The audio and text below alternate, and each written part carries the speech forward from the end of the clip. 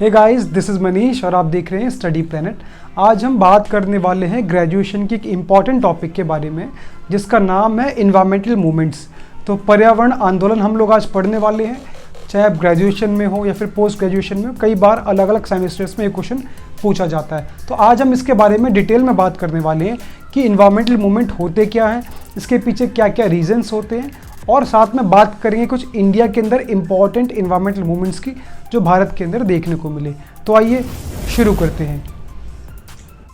सबसे पहले समझते हैं कि इन्वायरमेंटल मूवमेंट होते क्या हैं। उससे पहले आपको बता देता हूं कि अगर आपके सिलेबस में पीजेंट्स मूवमेंट का टॉपिक आ रहा है तो इसके ऊपर भी मैं एक डिटेल वीडियो बना चुका हूं जिसका लिंक आपको डिस्क्रिप्शन में मिल जाएगा, जिसमें आप देख सकते हैं पीजेंट्स मूवमेंट के बारे में काफ़ी सारी चीज़ें मैंने डिटेल में डिस्कस कर रखी हैं। तो सबसे पहले समझते हैं कि इन्वायरमेंटल मूवमेंट होते क्या है। तो पर्यावरण जो आंदोलन होते हैं वो बेसिकली इन्वायरमेंट को कंजर्व करने के लिए, इकोसिस्टम को और नेचुरल रिसोर्सेज को बचाने के लिए आंदोलन चलाए जाते हैं। और बड़े लेवल पे आंदोलन होते हैं, रीजनल लेवल पर भी होते हैं, ग्लोबल लेवल पर भी होते हैं। और इनको चलाने वाला कोई भी हो सकता है, कोई इंडिविजुअल भी इनको शुरू कर सकता है, एक सेक्शन ऑफ सोसाइटी भी शुरू कर सकती है, कोई एनजीओ या फिर प्रेशर ग्रुप भी शुरू कर सकता है। तो ये आंदोलन किस लिए, इन्वायरमेंट को कंजर्व करने के लिए चलाए जाते हैं। और इसके अंदर सस्टेनेबल मैनेजमेंट को प्रमोट करने के लिए और नेचुरल रिसोर्सेज को बचाने के लिए भी आंदोलन होते हैं। जैसा कि मैंने आपको बताया, कई बार ये जो है सरकार की पब्लिक पॉलिसीज़ को चेंज करने के लिए भी बनाए जाते हैं। जब सरकार कोई भी एक ऐसा कानून बना दे जिसको देख के लोगों को लगे कि इससे इन्वायरमेंट का काफ़ी नुकसान हो रहा है, तो उसको मॉडिफाई करने के लिए, सरकार पर दबाव डालने के लिए भी आंदोलन चलाए जाते हैं। और इनकी जो रेंज होती है, जो स्कोप होता है, वो काफ़ी ज़्यादा होती है। ये एक लोकल इन्वायरमेंटल मूवमेंट से ग्लोबल इन्वायरमेंटल मूवमेंट तक फैल सकते हैं। तो इनकी रेंज जो है एक रीजनल से लेके ग्लोबल इन्वायरमेंट मूवमेंट तक देखी जा सकती है।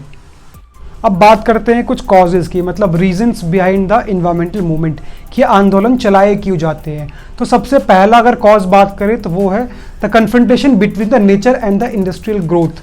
जैसे जैसे औद्योगिकरण बढ़ता जा रहा है, जैसे जैसे इंडस्ट्रियल ग्रोथ बढ़ती जा रही है, वैसे वैसे बायोस्फीयर का जो हमारा इकोसिस्टम है उसका डिप्लीशन होता जा रहा है, नेचुरल रिसोर्सेज का एक्सप्लॉयटेशन बढ़ता जा रहा है। तो सबसे बड़ा रीज़न है इन्वायरमेंटल मूवमेंट के चलाने का।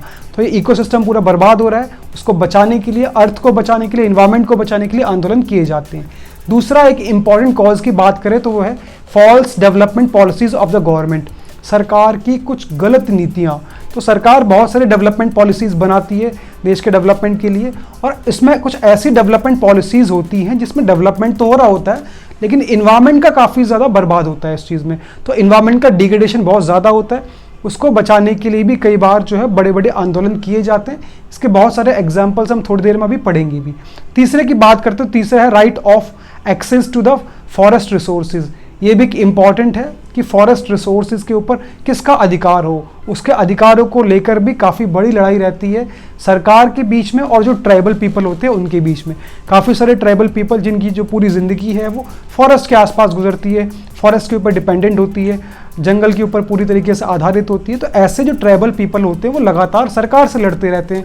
क्यों लड़ते रहते हैं? क्योंकि सरकार को लगता है कि फॉरेस्ट जो है काट के यहाँ पर डेवलपमेंट प्रोजेक्ट्स चला सकते हैं, और इस चीज़ के ट्राइबल पीपल बहुत खिलाफ रहते हैं। तो इस बात की भी लड़ाई रहती है कि फॉरेस्ट रिसोर्सेज के ऊपर किसका अधिकार होगा। तो ये भी एक इम्पॉर्टेंट कॉज है इन्वायरमेंटल मूवमेंट होने का। अगली हम बात करें तो वो है spread of environment awareness. Environmental awareness बहुत ज़्यादा बढ़ती जाती है। आज के टाइम पे ग्लोबल मीडिया का रोल काफ़ी इंपॉर्टेंट हो गया है, जो लोगों को बहुत सारा अवेयर करता रहता है, जागरूक करता है कि क्या क्या लोगों के इन्वायरमेंट को लेकर अधिकार हैं, किस किस चीज़ों से इन्वायरमेंट को जो है डिग्रेडेशन बढ़ रहा है, कैसे उसको बचाया जा सकता है। तो लोगों के बीच में इन्वायरमेंट को कि उसकी इंपॉर्टेंस कितनी ज़्यादा, इस बात की अवेयरनेस काफ़ी बढ़ती जा रही है। और इसकी जैसे जैसे अवेयरनेस बढ़ती जा रही है वैसे वैसे लोग जागरूक हो रहे हैं, और बहुत बड़े स्तर पर, छोटे से लेकर ग्लोबल स्तर पर, मतलब एक लोकल से लेकर ग्लोबल लेवल तक बहुत बड़े बड़े आंदोलन देखे जा रहे हैं। अब बात करते हैं हम कुछ इंपॉर्टेंट इन्वायरमेंटल मूवमेंट की जो कि भारत के अंदर हुए। जैसे ही इन्वायरमेंट मूवमेंट की बात आती है तो सबसे बड़ा और सबसे पहला जो बड़ा आंदोलन दिमाग में आता है वो है बिश्नोई मूवमेंट। तो बिश्नोई मूवमेंट सबसे पहले आप ये समझिए, इंडिया के अंदर उसको वन ऑफ द जो फॉरमोस्ट, मतलब सबसे पहला आंदोलन इन्वायरमेंट का जो बड़े लेवल पर देखा जाता है भारत में, वो बिश्नोई मूवमेंट को माना जाता है। अब सबसे पहले समझिए बिश्नोई क्या है। बिश्नोई एक्चुअली एक कम्युनिटी है, एक समुदाय के लोग हैं जो कि राजस्थान में रहते हैं। और ये जो लोग हैं, बिश्नोई कम्युनिटी के लोग जंगल ज़मीन की बहुत ज़्यादा रेस्पेक्ट करते हैं, इनको पूजते हैं। ठीक है। तो ये जो बिश्नोई समाज के लोग हैं वो जंगल पे डिपेंडेंट भी बहुत ज़्यादा रहते हैं, उनकी लाइफ पूरी से चल रही होती है कम्युनिटी की, क्योंकि फूड के लिए, फॉडर के लिए, वुड के लिए, तो पूरी लाइफ जो है इनकी बिश्नोई समाज के लोगों की जंगल के आसपास घूमती है। तो इसलिए इनके लिए जंगल बहुत इंपॉर्टेंट सोर्स ऑफ लाइवलीहुड भी है और ये उनकी पूजा भी करते हैं, सम्मान भी करते हैं। तो इसलिए बिश्नोई समाज के ये जो आंदोलन चलाया गया, इसके अंदर बेसिकली क्या था, जोधपुर के राजा थे, उन्होंने जो है पेड़ काटने का ऑर्डर दिया था। तो वहाँ पर क्या हुआ, 84 गाँव से भी ज़्यादा विमेंस इकट्ठी हुई और अमृता देवी नाम की एक विमेन थी, वो उसको लीड कर रही थी। तो 84 से भी ज़्यादा गांव के लोग बहुत सारे इकट्ठे हुए और इसको लीड अमृता देवी कर रही थी। अगर आपको इसके बारे में थोड़ी स्टोरी और भी बताऊं तो बेसिकली जोधपुर के राजा थे किंग अभय सिंह। तो उन्होंने जो है 1730s के अंदर डिसाइड किया कि एक वो नई बिल्डिंग बनवाएंगे अपने पैलेस के लिए।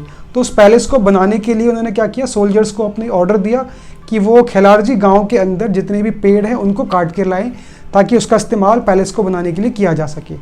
अब इस चीज़ के खिलाफ अमृता देवी खड़ी हुई, उन्होंने जो है सोल्जर्स के खिलाफ, जो भी सैनिक आ रखे थे राजा के, उनके खिलाफ आंदोलन भी किया और उनके खिलाफ लड़ी भी। बाद में ये आंदोलन जो है पूरे इंडिया के अंदर काफ़ी फेमस हुआ, इन्वायरमेंट को बचाने के लिए किया गया था। तो जो विमेंस थी वो पेड़ों से चिपक रही थी।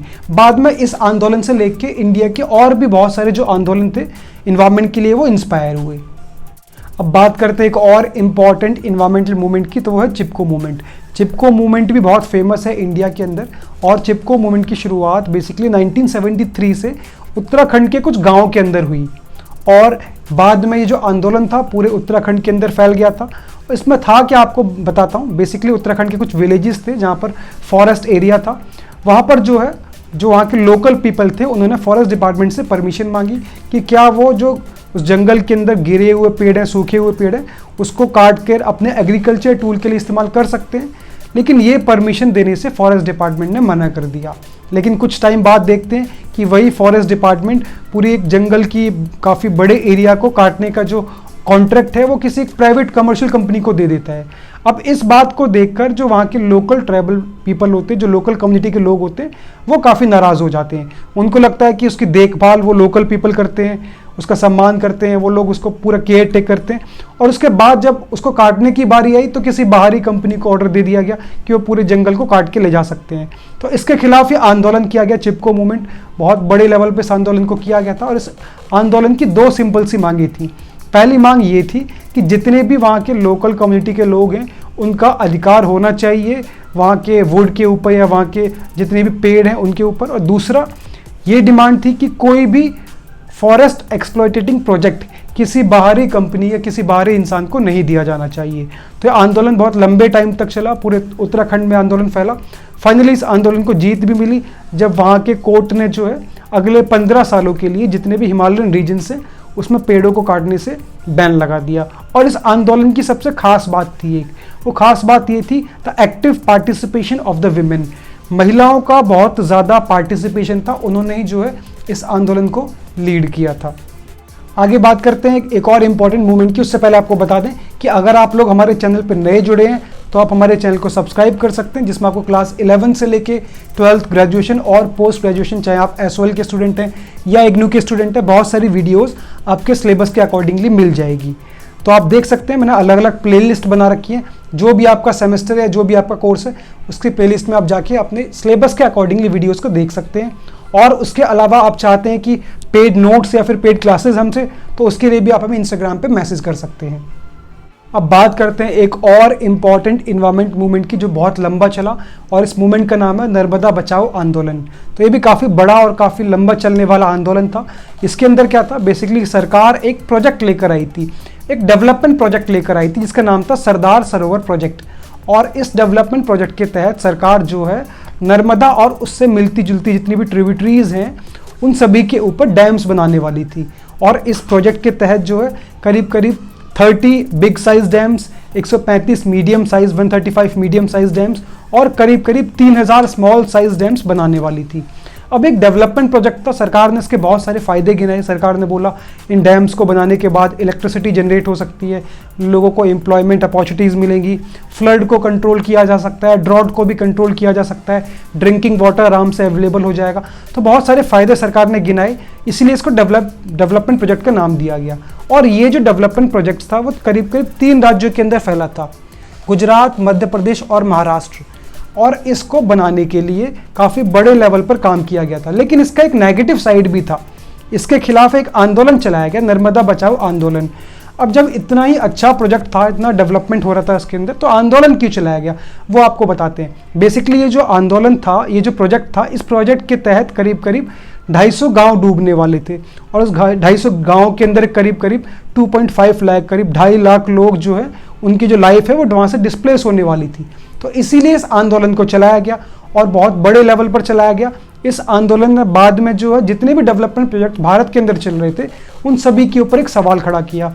सवाल ये था कि सरकार जितने भी जो है डेवलपमेंट प्रोजेक्ट चलाती है उसके अंदर सिर्फ इकोलॉजिकल कॉस्ट भी जोड़ी जानी चाहिए। मतलब सरकार सिर्फ इकोनॉमिक कॉस्ट जोड़ती है कि इतना खर्चा हुआ, लेकिन ये कोई नहीं बताता है कि इसके अंदर इकोलॉजिकल कॉस्ट कितनी जोड़ी गई, मतलब कितना पर्यावरण का नुकसान किया गया, कितने पेड़ पौधे काटे गए, कितने जंगल वहाँ से हटाए गए, कितने लोग वहाँ से डिस्प्लेस हुए जो कहीं और चले गए, वहाँ का फ्लोरा फोना, बहुत सारे जीव जंतु जो वहाँ पर रहते थे वो सभी खत्म हो जाएंगे। तो इसके लिए आंदोलन चलाया गया, काफ़ी लंबे टाइम तक ये आंदोलन चला। इसको बोलते हैं नर्मदा बचाओ आंदोलन। और ये सारे इंपॉर्टेंट टॉपिक था हमारा, जिसमें हमने शुरू से लेके एंड तक सारी चीज़ें पढ़ी। तो अगर आपको वीडियो इन्फॉर्मेटिव लगी हो तो आप इसको ज़्यादा से ज़्यादा शेयर कर सकते हैं और ऐसे ही पॉलिटिकल साइंस और हिस्ट्री के लेक्चर्स को आसान भाषा में समझने के लिए हमारे चैनल को सब्सक्राइब कर सकते हैं। Thank you so much for watching.